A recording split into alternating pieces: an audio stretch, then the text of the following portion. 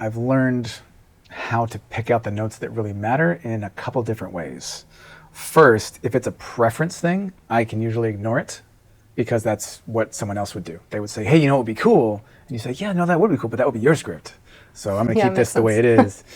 But sometimes they have a good idea and then you can just take it, and that's great because they offered it freely.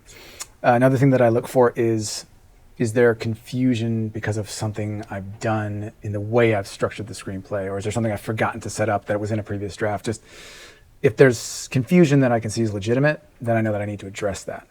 But sometimes, and the third way that I'll know that a note really needs to be addressed is if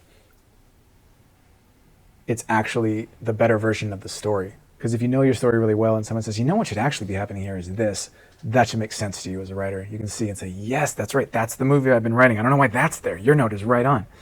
And so that's how you can tell, yeah, that's a note I should listen to versus, yeah, that's somebody's preference. I don't need to do that. Or, it's in a tough situation you might face when you're a working writer is they're the people that ultimately make the call on what the script is going to be. So if you're not going to apply the note, you're not going to be on the project. So then as a writer, it's your job to be creative and say, okay, how can I incorporate this note in a way that doesn't destroy what the screenplay is? And that is one of the most masterful skills that we can develop as writers, and that just comes with experience.